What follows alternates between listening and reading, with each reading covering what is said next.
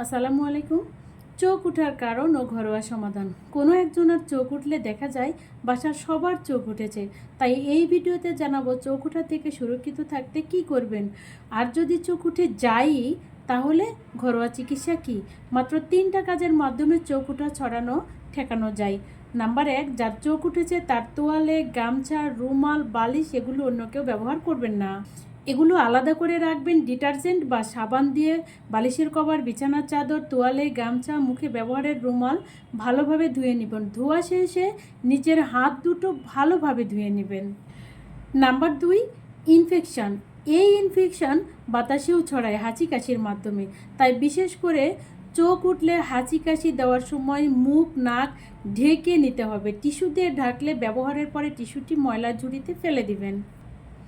Number 3, চোখ ওঠা রোগীর হাত ধোয়া খুব গুরুত্বপূর্ণ বিষয়। বিশেষ করে চোখে ড্রপ বা মলম দেওয়ার আগে পরে এবং চোখ পরিষ্কারের আগে পরে। তার আশেপাশে অন্যরা গেলে নিয়মিত হাত ধুয়ে নিতে হবে। খেয়াল রাখতে হবে যেন চোখে হাত না যায়। কোনো কারণে যদি চোখে হাত দিতেও হয় তাহলে অবশ্যই ভালোভাবে হাত ধুয়ে নেবেন, না হলে সহজেই এই ইনফেকশন রোগী থেকে আশেপাশের মানুষে ছড়াতে পারে। অনেকেই মনে করেন যে চোখ ওঠা কারোর দিকে তাকালেই বুঝি চোখ উঠে। এটা সম্পূর্ণ ভুল ধারণা।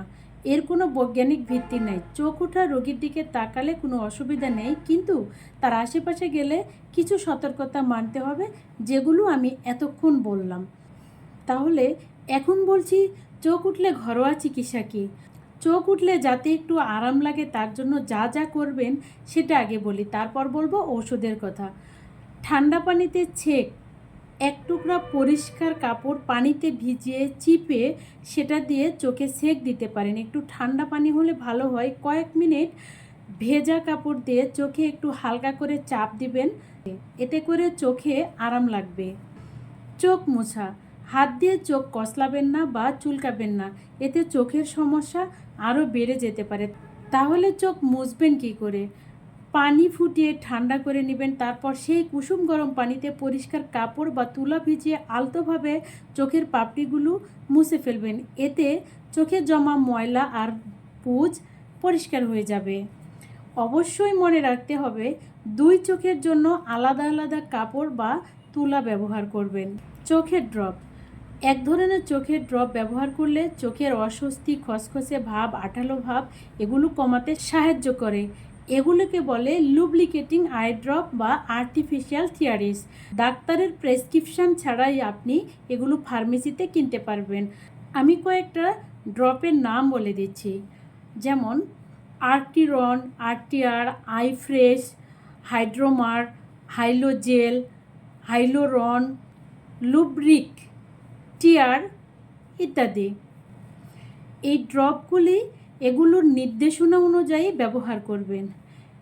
অ্যান্টিবায়োটিক ড্রপ, চোখ ওঠা সাধারণত নিজে নিজেই সেরে যায়, তবে কিছু ক্ষেত্রে অ্যান্টিবায়োটিক ড্রপের প্রয়োজন হতে পারে। যেমন ইনফেকশন যদি খুব গুরুতর হয়, অনেক অস্বস্তি লাগতে থাকে বা কোনো কারণে রোগটা দ্রুত সারানোর প্রয়োজন পড়ে, তখন অ্যান্টিবায়োটিক ড্রপ কাজে দিতে পারে।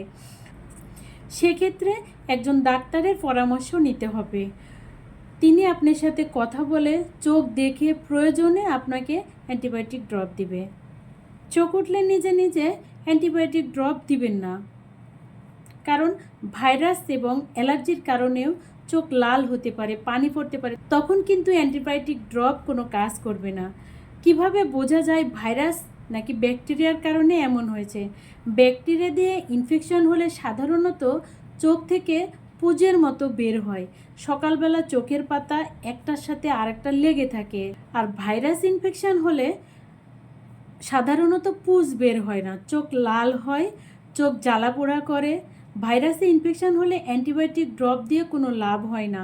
ব্যাকটেরিয়া দ্বারা ইনফেকশন হলে অ্যান্টিবায়োটিক ড্রপ কাজ করে। আর ইনফেকশন ছাড়াও অ্যালার্জির কারণেও চোখ লাল হতে পারে, পানি পড়তে পারে। অ্যালার্জির কারণে হলে সাধারণত চোখ চুলকাবে। ড্রপ ব্যবহারের ক্ষেত্রে সতর্কতা বলে দিই।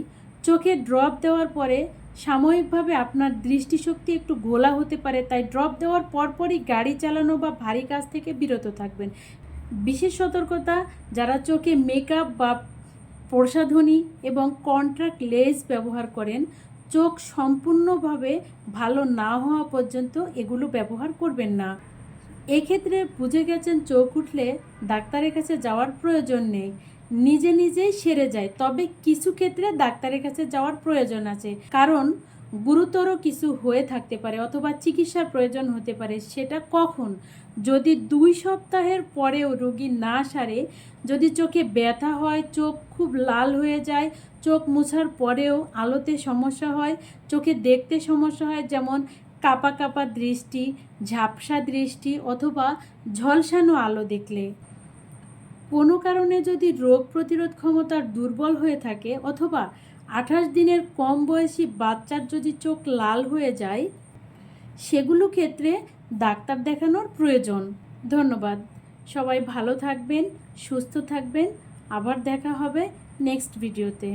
আল্লাহ হাফেজ।